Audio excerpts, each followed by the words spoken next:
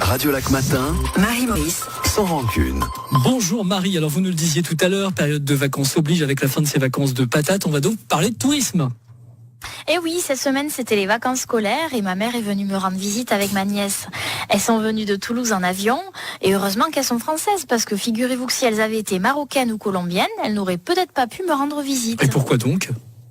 Eh bien, les ressortissants qui ne sont pas européens n'obtiennent pas automatiquement un visa pour venir admirer le château Chillon ou le Cervin. Ils doivent d'abord montrer patte blanche, notamment en prouvant qu'ils disposent des moyens de subsistance suffisants pour leur séjour, c'est-à-dire environ 100 francs par jour. Alors, faisons le calcul. Ma mère est restée une semaine. Si elle avait été marocaine, elle aurait dû prouver aux douanes qu'elle avait au moins 700 francs en liquide ou sur un compte bancaire pour pouvoir venir. C'est écrit noir sur blanc dans la loi sur les étrangers. Alors c'est vrai que les Européens ignorent ces lois parce que voilà, on en est affranchi de ce genre d'obligations. En revanche, pour les autres ressortissants, c'est vraiment compliqué. Oui, mais la Suisse n'est pas le seul pays à faire ça. La France, par exemple, demande aussi environ 30 € par jour aux touristes non européens. Donc c'est une pratique qui est assez généralisée. Mais en revanche, tous les citoyens africains ou sud-américains ne sont pas traités à la même enseigne. Il y a un Camerounais, par exemple, qui n'a jamais eu de problème à pardonner, c'est Paul Biya. Vous le savez, Philippe, c'est le président du Cameroun qui vient d'être réélu pour la 7e fois le 22 octobre dernier. Il a 86 ans et il rempile pour 7 années supplémentaires. Visiblement, il n'a pas de rhumatisme. Paul Biya n'a rien d'un papy gâteau. Avec lui, les opposants politiques vont en prison, l'armée réprime violemment les manifestants et les médias sont censurés. Sans parler de la corruption, mais bon, il faut bien gagner sa vie. Question politique, c'est pas non plus un hyperactif.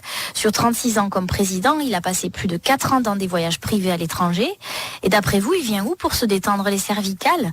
En Suisse, pardi. Son kiff, c'est l'hôtel Intercontinental où il est accueilli comme un prince plusieurs fois par an. En même temps, c'est un bon client. Quand il vient, c'est avec toute sa délégation, composée d'au moins 40 personnes. Et il en faut des chambres pour toute cette troupe, de la première dame Chantal, en passant par les gardes du corps et les assistants de monsieur. À chaque fois, c'est pension complète. Selon mes estimations, quand il reste un mois, ça coûte pas moins d'1 million.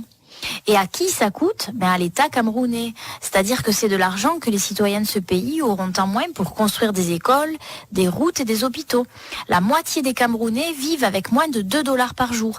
Et pendant ce temps, Paul Biya profite de la piscine à l'Intercontinental. Mais c'est pas grave, c'est bon pour l'économie suisse, nous dit-on. Si notre pays devient un EMS pour dictateur, faut pas s'en faire, ça fait des emplois. C'est pour ça qu'il ne faut pas se tromper dans les mots. Ce Camerounais-là, c'est un gentil touriste. Les autres, ceux qui viennent à pied ou en bateau, ce sont des migrants.